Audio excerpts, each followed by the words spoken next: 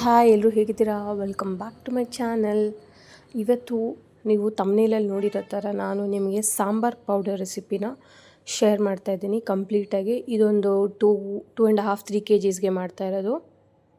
ಮತ್ತು ನಾನು ಯಾವುದೇ ರೀತಿ ಇಲ್ಲಿ ಕಾಳುಗಳನ್ನು ಯೂಸ್ ಮಾಡ್ತಾಯಿಲ್ಲ. ಜಸ್ಟ್ ನಾನು ಇಲ್ಲಿ ಏನಿದೆ ಮೆಣಸು, ಧನಿಯಾ, ಜೀರಿಗೆ, ಮೆಂತ್ಯ, ಸಾಸಿವೆ, ಇಂಗು ಈ ಐಟಮ್ಸ್ನ ಯೂಸ್ ಮಾಡ್ಕೊಂಡು ಮಾಡ್ತಾ ಇರೋದು ನಮ್ಮ ಆಂಟಿ, ನಾನು ಹೆಲ್ಪ್ ಮಾಡ್ತಾ ಇರೋದು. ಸೊ ಎವ್ರಿ ಇಯರ್ ಇವರೇ ಮಾಡೋದು. ಇವ್ರು ಮಾಡೋ ಸಾಂಬಾರು ಪುಡಿ ಅಂತೂ ನೀವು 2 years ಇಟ್ಟರೂ ಕೆಡಲ್ಲ, ಅಷ್ಟು ಚೆನ್ನಾಗಿರುತ್ತೆ ಸಾಂಬಾರು ಪುಡಿ. ಮತ್ತು ಘಮನೂ ಅಷ್ಟೇ ಘಮ ಇರುತ್ತೆ. ನೀವು ಫಸ್ಟ್ ಡೇ ಏನು ಘಮ ಇರುತ್ತೋ 2 years ಆದಮೇಲೆ ಚೆಕ್ ಮಾಡಿದಾಗೂ ಅಷ್ಟೇ ಫ್ಲೇವರ್ಫುಲ್ಲಾಗಿರುತ್ತೆ. ಸೊ ಈ ಕಂಪ್ಲೀಟಾಗಿ ನೀವು ಇದನ್ನು ಮಾಡ್ಕೊಬೇಕು ಅಂದರೆ ಎಲ್ಲೂ ವಿಡಿಯೋನ ಸ್ಕಿಪ್ ಮಾಡಿದೆ ನೋಡಿ. ಮತ್ತು ನೋಡಿ ಫಸ್ಟಿಂದ ಸ್ಟಾರ್ಟ್ ಮಾಡ್ತಾ ಇರೋದು. ಫಸ್ಟ್ ಇಲ್ಲಿ ಒಂದು ದೊಡ್ಡ ಬಾಣಲಿಲಿ ನಾನು 2 ಪಾವ್ ಆಗೋಷ್ಟು ಮೆಂತ್ಯ ತೊಗೊಂಡಿದ್ದೀನಿ. ಈ ಮೆಂತ್ಯನ ಚೆನ್ನಾಗಿ ಹುರ್ಕೊಳ್ಬೇಕು. ಇದನ್ನು ಲೋ ಫ್ಲೇಮಲ್ಲೇ ಹುರ್ಕೊಬೇಕು. ನಾವು ಈಚೆ ಕಡೆ ಒಂದು ಸ್ಟವ್ ಇಟ್ಬಿಟ್ಟು ನಿಧಾನಕ್ಕೆ ಹುರಿಬೇಕಲ್ವ ಅಂದ್ಬಿಟ್ಟು ಈಚೆ ಕಡೆ ಇಟ್ಕೊಂಡಿದ್ದೀವಿ. ಈಗ ನೋಡಿ ಸಾಸಿವೆ ಕೂಡ ನಾನಿಲ್ಲಿ 1/4 ತೊಗೊಂಡಿದ್ದೀನಿ. ಈ ಪಾವಲ್ಲಿ 1/4 ಅಥವಾ 2 ತೊಗೊಳ್ಬೋದು. ಇದು ಅಷ್ಟೇ ಸ್ವಲ್ಪ ಚಿಟಪಟ ಅನ್ನೋ ಥರ ಹುರ್ಕೊಬೇಕು ಲೋ ಫ್ಲೇಮಲ್ಲಿ. ಯಾವುದನ್ನು ಸೀದೋಗಕ್ಕೆ ಬಿಡಬೇಡಿ, ಕಂಟಿನ್ಯೂಸ್ ಕೈ ಆಡಿಸ್ತಾ ಇರಬೇಕು. ಬಾಣಲಿ ಅಂತೂ ಒಂದು 30-40 years ಹಳೇದು. ಯೂಶ್ವಲಾಗಿ ಇದು ಮನೆ ಕಟ್ಟಬೇಕಾದ್ರೆ ಯೂಸ್ ಮಾಡ್ತಾರಲ್ಲ ಬಾಣಲಿ, ಇದು ಹೊಸದು. ಇದಕ್ಕಂತಲೇ ಆಗ ತೊಗೊಂಡಿಟ್ಟಿರೋದು. ನಾವು ಇದನ್ನು ಬೇರೆ ಏನಕ್ಕೂ ಯೂಸ್ ಮಾಡಲ್ಲ, ಸಾಂಬಾರು ಪೌಡರ್ಗೆ ಮಾತ್ರ ಯೂಸ್ ಮಾಡೋದು. ಈಗ ಮೆಂತ್ಯ ಆಯಿತು, ಸಾಸಿವೆ ಆಯಿತು. ಈಗ ಮೆಣಸು ಕೂಡ ನಾನಿಲ್ಲಿ 2 ಪಾವ್ ತೊಗೊಂಡಿದ್ದೀನಿ. ಈ 2 ಪಾವನ್ನ ಮತ್ತೆ ಇದಕ್ಕೆ ಹಾಕಿ ಹುರ್ಕೊಳ್ಳೋಣ ಚೆನ್ನಾಗೆ. ನಮ್ಮನೆ ಸಾಂಬಾರು ಅಂತೂ ತುಂಬ ಜನಕ್ಕೆ ಇಷ್ಟ ಆಗುತ್ತೆ. ಸೊ ನಾವು ಯೂಸ್ ಮಾಡೋ ಇದೇ ಸಾಂಬಾರು ಪುಡಿನ ನಿಮ್ಮ ಜೊತೆನೂ ಶೇರ್ ಮಾಡಬೇಕು ಅಂತ ಇವಾಗ ಶೇರ್ ಮಾಡ್ತಾಯಿದ್ದೀನಿ. ಯಾರಿಗೆಲ್ಲ ಇಷ್ಟ ಆಗಿದೆ ಈ ವಿಡಿಯೋನ ಲೈಕ್ ಮಾಡಿ.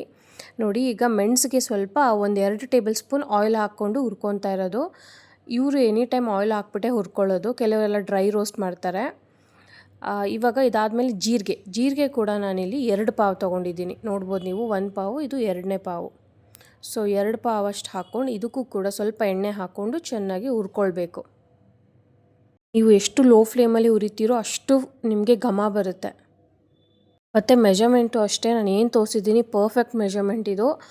ಇದನ್ನು ಹಾಕ್ಕೊಂಡು ನೀವು ಎಲ್ಲ ಮೆಜರ್ಮೆಂಟ್ ಪ್ರಕಾರ ಹುರ್ಕೊಂಡ್ರೆ ನಿಮಗೆ ಪರ್ಫೆಕ್ಟ್ ಸಾಂಬಾರು ಪೌಡರ್ ರೆಡಿ ಆಗುತ್ತೆ.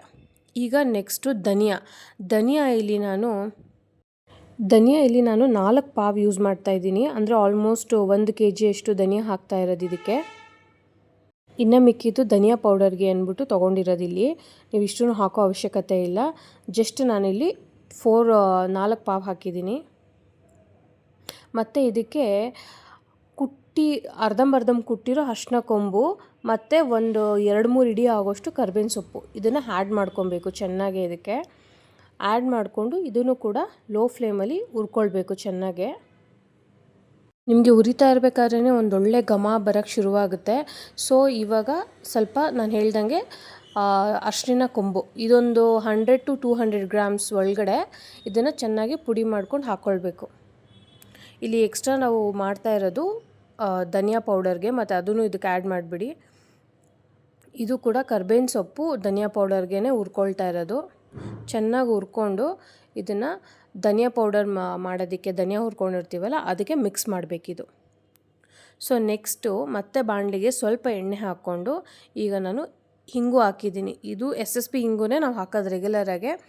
ಬೇರೆದು ಹಾಕಿದ್ರೆ ಅಷ್ಟು ರುಚಿ ಬರಲ್ಲ. ಸುಮಾರು ಅವ್ರು ಎಷ್ಟು ವರ್ಷದಿಂದ ಸಾಂಬಾರು ಪುಡಿ ಮಾಡ್ತಾಯಿದ್ರು ಅಷ್ಟು ವರ್ಷದಿಂದ SSP ಹಿಂಗೆ ಹಾಕೋದು, ತುಂಬ ಫ್ಲೇವರ್ಫುಲ್ಲಾಗಿರುತ್ತೆ ಇದು. ಮತ್ತು ಇಲ್ಲಿ ಒಣಗಿದ ಮೆಣಸಿನ್ಕಾಯಿ, ಅಂದರೆ ಒಣಗಿದ ಕೆಂಪು ಮೆಣಸಿನ್ಕಾಯಿ, ಗುಂಟೂರು ಮೆಣಸಿನ್ಕಾಯಿ ಇಲ್ಲಿ 1 kg ತೊಗೊಂಡಿದ್ದೀವಿ. ಇದನ್ನು ಕೂಡ ನಾವು ಬಾಣಲಿ ಒಳಗಡೆ ಹಾಕ್ಕೊಂಡು ಹುರ್ಕೊತಾ ಇದ್ದೀವಿ. ಮತ್ತು ಇನ್ನೊಂದು ಇದು ಬಂದು ಕಲರ್ಗೆ, ಇನ್ನೊಂದು ಖಾರಕ್ಕೆ ಬೇಕಾಗಿರೋದು ಚಿಕ್ಕಬಳ್ಳಾಪುರದ ಕಾಯಿ ಅಂತ ನಾವು ಕರಿತೀವಿ, ಅಥವಾ ಮಣ್ಣು ಕಟ್ಟಿದ ಕಾಯಿ, ಎರಡರಲ್ಲಿ ಯಾವುದನ್ನು ಕರಿಬೋದು. ಸೊ ಅದನ್ನು ಕೂಡ ನಾವಿಲ್ಲಿ 3/4 kg ತೊಗೊಂಡಿದ್ದೀವಿ. ಖಾರ ಜಾಸ್ತಿ ಇರೋದ್ರಿಂದ ನಿಮ್ಮ ಖಾರಕ್ಕೆ ಅನುಗುಣವಾಗಿ ನೀವು ಎಷ್ಟು ಬೇಕೋ ಅಷ್ಟು ನೀವನ್ನು ಸೇರಿಸ್ಕೊಳ್ಬೋದು. ಸೊ ಎಲ್ಲನೂ ಇವಾಗ ಹುರಿದಾದ್ಮೇಲೆ ಮತ್ತೆ ಬಿಸಿಲಿಗೆ ಇಡೋಣ ಅಂದ್ಬಿಟ್ಟು ಬಿಸಿಲಿಗೆ ಇಟ್ಟಿದ್ದೀನಿ. ಮಿಷಿನ್ಗೆ ಹಾಕ್ಸೋಕ್ಕೆ ಮುಂಚೆ ಇದು ಸ್ವಲ್ಪ ಕರ ಕರ ಅಂದರೆ ಮುರಿದೋಗ್ಬೇಕು, ಆ ಥರ ಇದ್ದರೆ ಚೆನ್ನಾಗಿ ನಿಮಗೆ ಪೌಡರ್ ಬರುತ್ತೆ. ಸೊ ಇದು ಇದನ್ನು ಒಂದು ಡಬ್ಬಕ್ಕೆ ಹಾಕಿ ಇವಾಗ ಮಿಲ್ಗೆ ತೊಗೊಂಡೋಗ್ಬೇಕು. ನೋಡಿ ಇಷ್ಟ ಆಯಿತು, ಇದು ದೊಡ್ಡ ಡಬ್ಬದಲ್ಲಿ ಇಷ್ಟ ಆಯಿತು. ಸೊ ಇದು ಮಿಲ್ಗೆ ಹಾಕ್ಸ್ಕೊಂಬಂದಮೇಲೆ ನೋಡಿ ಇದು ಪೌಡರು ಈ ಥರ ರೆಡಿಯಾಗಿದೆ. ಈ ಥರದ್ದು ನಮಗೆ 4 ಬಾಕ್ಸ್ ಪೌಡ್ರ್ ಆಯಿತು. ಸೊ ಬನ್ನಿ ಇವಾಗ ಈ ಪೌಡರ್ನ ಯೂಸ್ ಮಾಡಿಕೊಂಡು ನಾನೊಂದು ಗ್ರೇವಿ ಮಾಡ್ತೀನಿ. ನೋಡಿ ಇದು ಕ್ಯಾಪ್ಸಿಕಮ್ ಮತ್ತು ಆನಿಯನ್ನು ಎರಡನ್ನು ಕಟ್ ಮಾಡಿ ಇಟ್ಕೊಂಡಿದ್ದೀನಿ. ಇದು ತುಂಬ ಬೇಗ ಅರ್ಜೆಂಟಿಗೆ ಆಗುವಂಥ ಒಂದು ಗೊಜ್ಜು. ಮತ್ತು ಒಂದು ಮಿಕ್ಸಿ ಜಾರ್ಗೆ ಸ್ವಲ್ಪ ಕೊಬ್ಬರಿ ಮತ್ತು ಒಂಚೂರು ಚಕ್ಕೆ, ಒಂದು ಅರ್ಧ ಇಂಚು 1 ಇಂಚಷ್ಟು ಚಕ್ಕೆ, ಸ್ವಲ್ಪ ಹುಣಸೆಹಣ್ಣು ಮತ್ತು the main ingredient sambar powder. ಈ ಸಾಂಬಾರು ಪೌಡರ್ನ 2 ಟೇಬಲ್ ಸ್ಪೂನ್ ಇದಕ್ಕೆ ಆ್ಯಡ್ ಮಾಡ್ಕೊತಾ ಇದ್ದೀನಿ. ಇದನ್ನು ಆ್ಯಡ್ ಮಾಡಿಕೊಂಡು ಇವಾಗ ಚೆನ್ನಾಗಿ ರುಬ್ಕೊಬೇಕು.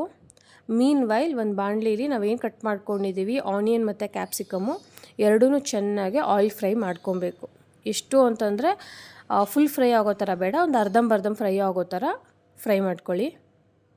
ಸೊ ನನ್ನ ವಿಡಿಯೋ ಇಷ್ಟ ಆಗಿದರೆ ಲೈಕ್ ಮಾಡೋದು ಮರಿಬೇಡಿ. ಸಬ್ಸ್ಕ್ರೈಬ್ ಮಾಡದೆ ನೋಡ್ತಾ ಇದ್ದರೆ ಪ್ಲೀಸ್ ಸಬ್ಸ್ಕ್ರೈಬ್ ಮಾಡ್ಕೊಂಡು ನೋಡಿ, ಪಕ್ಕದಲ್ಲಿರೋ ಬೆಲ್ಲೈಕನ್ನ ಕ್ಲಿಕ್ ಮಾಡಿ. ಸೊ ಎಲ್ಲ ವಿಡಿಯೋ ನೋಟಿಫಿಕೇಷನ್ ನಿಮಗೆ ಬರುತ್ತೆ. ಸೊ ಇವಾಗ ನಾನು ಸ್ವಲ್ಪ ಇದಕ್ಕೆ ಒಂದು ಅರ್ಧ ಟೇಬಲ್ ಸ್ಪೂನ್ ಅರಿಶಿನ ಆ್ಯಡ್ ಮಾಡಿಕೊಂಡೆ. ನೋಡಿ ಈ ಥರ ಮಿಕ್ಸಿಲಿ ರುಬ್ಬಿಟ್ಕೊಂಡಿರೋ ಮಿಕ್ಸ್ಚರ್ನ ಇವಾಗ ಅದಕ್ಕೆ ಆ್ಯಡ್ ಮಾಡಬೇಕು. ಈಗ ಆ್ಯಡ್ ಮಾಡಿದ್ಮೇಲೆ ನೀರು ನಿಮಗೆ ಎಷ್ಟು ಗ್ರೇವಿ ಕನ್ಸಿಸ್ಟೆನ್ಸಿ ಬೇಕೋ ಅಷ್ಟು ನೀರು ಹಾಕ್ಬಿಟ್ಟು ಸಾಲ್ಟ್ ಹಾಕ್ಬಿಟ್ಟು ಲಿಡ್ನ ಕ್ಲೋಸ್ ಮಾಡಿ minimum 20 to half an hour ಬಿಟ್ಬಿಡಿ. ಆವಾಗಲೇ ನಿಮಗೆ ಗೊಜ್ಜು ತುಂಬ ಟೇಸ್ಟಿಯಾಗಿ ಬರೋದು. ಮಿಕ್ಸ್ ಮಾಡಿದ ತಕ್ಷಣ ಒಂದು 5 ಮಿನಿಟ್ಸಿಂದ ಎತ್ಬಿಟ್ರೆ ಚೆನ್ನಾಗಿರಲ್ಲ. ಸೊ ಅದೆಷ್ಟು ಆ ಕೊಬ್ಬರಿಲಿರೋ ಒಂದು ಎಣ್ಣೆ ಇರುತ್ತಲ್ವ ಆ ಕಂಟೆಂಟ್ ಬಿಟ್ಕೊಬೇಕು, ಆವಾಗ ಸೂಪರಾಗಿರುತ್ತೆ. ಸೊ ಇವಾಗ ಇದ್ರ ಜೊತೆ ಚಪಾತಿ ಮಾಡಿ ಸರ್ವ್ ಮಾಡ್ತಾಯಿದ್ದೀನಿ. ಇದಂತೂ ನಮ್ಮ ಮನೇಲಿ ತುಂಬ ಫೇವ್ರೆಟ್, ನನ್ನ ಹಸ್ಬೆಂಡ್ಗೆ ರೆಗ್ಯುಲರಾಗಿ ಮಾಡ್ತಾಯಿರ್ತೀನಿ. ಅಕ್ಕಿ ರೊಟ್ಟಿಗೆ ಯಾವಾಗಲೂ ಮಾಡೋದು, ಬಟ್ ಚಪಾತಿಗೂ ತುಂಬ ಚೆನ್ನಾಗಿರುತ್ತೆ, ಅವ್ರು ಚಪಾತಿಗೂ ತಿಂತಾರೆ. ಸೊ ಇಲ್ಲಿಗೆ ವಿಡಿಯೋ ಎಂಡ್ ಮಾಡ್ತೀನಿ. ಮತ್ತೆ ಹೊಸ ವಿಡಿಯೋ ಜೊತೆ ಸಿಗೋಣ. Until then take care. ಎಲ್ರಿಗೂ ಬಾಯ್.